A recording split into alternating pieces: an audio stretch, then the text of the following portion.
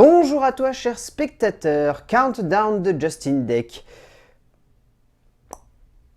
C'est un film qui m'intriguait par pure appréhension en fait, parce que je vais pas vous voiler la face, je vais pas vous raconter des mythos, je savais pertinemment ce que j'allais voir en allant voir Countdown. La seule chose que j'espérais, c'était que peut-être il allait y avoir une petite anomalie dans le genre, parce que, étonnamment, c'était un réalisateur et scénariste qui s'occupait seul du film.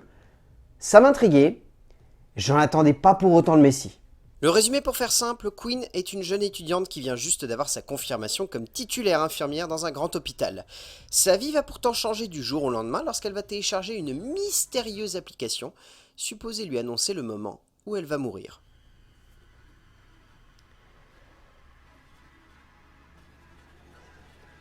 C'est pas bon du tout. Et même pire que ça, on est vraiment sur un long métrage qui ne cherche jamais à être bien ou simplement à être intéressant. C'est un enchaînement de clichés, de grossièreté, de facilité qui plus est dans le genre. Et pire du pire, c'est tout ce qui ne marche plus aujourd'hui dans le cinéma d'épouvante. Je veux dire, aujourd'hui, on en a déjà parlé plusieurs fois, mais il y a deux branches de cinéma d'horreur ou de cinéma d'épouvante. Il y a celles qui innovent, il y a les David Rupert Mitchell, il y a les Ari Aster, il y a les Robert Eggers, il y a tout ce que vous voulez. Et de l'autre côté, on a des mecs comme Justin Deck qui estiment que s'ils livrent le strict minimum, emballés dans des jumpscares, avec un petit concept de base sympa, ça peut faire l'affaire. Non, ça fait pas l'affaire. Et ici, pire que tout, ça donne lieu à une œuvre catastrophique de bout en bout, qui ne va jamais plus loin que son concept de base, et qui, dans cette optique-là, du coup, se retrouve à être constamment un enchaînement de facilité, un enchaînement de grossièreté, et se paye même le luxe d'être plutôt une bonne tranche de rigolade plutôt qu'un vrai film d'épouvante. Ce qui veut clairement dire qu'il y a un souci. Bon, on va pas passer par quatre chemins. Vous savez ce que je pense du cinéma de genre américain et du fait qu'aujourd'hui il se soit clairement divisé en deux branches. Et à un petit mois de la sortie d'un gros morceau du genre, il n'est pas si étonnant de tomber sur l'exact opposé pour mieux mettre en avant cela. Justin Deck, pour sa première réalisation cinématographique, nous offre un monument de catastrophe. Le genre de morceau de cinéma qui résonne comme la parfaite synthèse de tout ce qu'il ne faut pas faire lorsque l'on souhaite créer un concept de genre.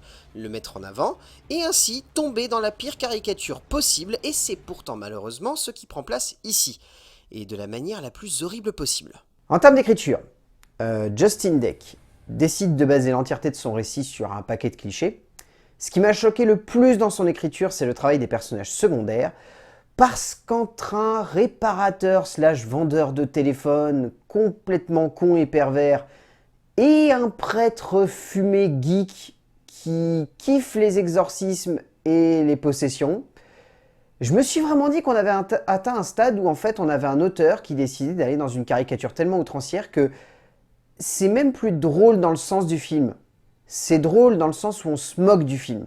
Dans le sens où on se dit, on a atteint ce stade-là. Je crois que le pire, c'est quand même le médecin pervers accusateur de collègues qui est capable, pour sa défense, d'aller accuser la fille qu'il a essayé de tripoter juste avant, en sachant pertinemment que derrière, il va certainement y en avoir d'autres qui vont s'allier contre lui.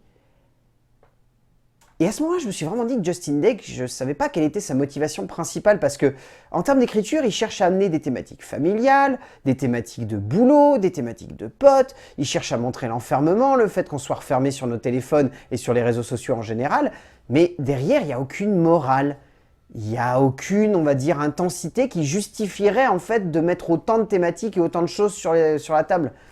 Et du coup, ça fait que le scénario semble emballer dans plein de choses, ce qui va donner l'illusion à plein de gens que le film est complexe, que le film est dense, que le film a une vraie portée. Mais derrière, il n'y a aucun message.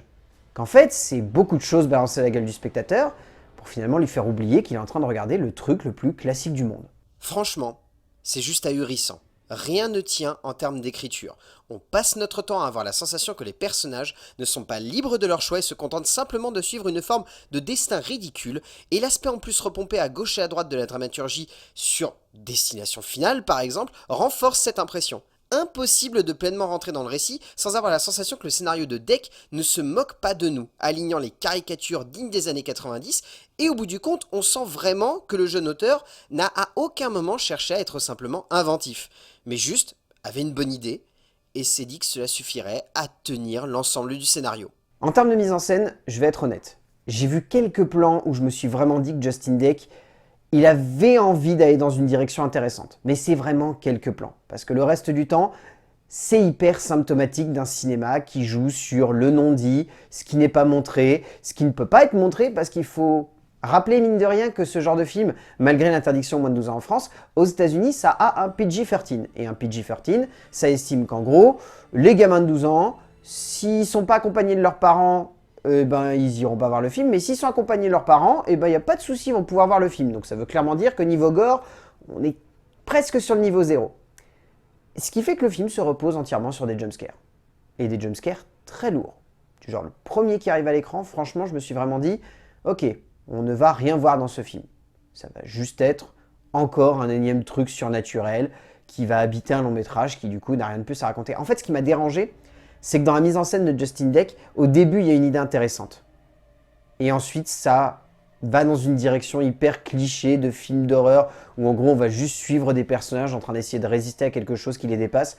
Alors qu'au début, ça avait vraiment une super bonne idée. Je vous laisserai découvrir ça pour que vous compreniez à quel point ça aurait pu être bien si ce film avait été intelligent. Mais malheureusement, on est dans une branche de cinéma d'épouvante où on ne cherche pas à être intelligent. La mise en scène est quasi inexistante. On a l'impression que le jeune auteur passe son temps à rendre celle-ci la plus claire possible, mais sans jamais chercher à la transcender. Du coup, cela se tient, dans le sens où on a l'impression que le récit nous emporte dans toute sa longueur. Mais passé cela, franchement, on sent que le cinéaste n'avait pas d'idée claire de mise en scène. Bien sûr, certains plans ressortent du lot, comme évoqué avant, parce que l'on se rend tout de même compte qu'il y a de l'envie et une certaine passion pour le concept de base. Mais dans le genre, il faut proposer plus au spectateur si l'on souhaite vraiment l'intéresser, l'emporter dans un récit prenant. Mais ici, ce n'est malheureusement pas le cas. En termes de casting, j'ai pas envie de trop m'acharner sur le casting. Je vais citer vaguement les quelques acteurs qui ressortent, mais c'est des acteurs qui ressortent pas forcément pour les bonnes raisons. Elizabeth Lale et Jordan Calloway dans les deux rôles principaux ne sont pas très bons parce qu'ils sont vraiment pas à leur place et ils sont dans des rôles tellement caricaturaux que du début à la fin, c'est assez maladroit. Je citerai tout de même Talita Aliana Bateman qui passe pas trop mal dans le rôle de la petite sœur, elle a quelque chose. Peter Facinelli est à mourir de rire, dans le sens où il en fait des caisses et où c'est vraiment surabusé.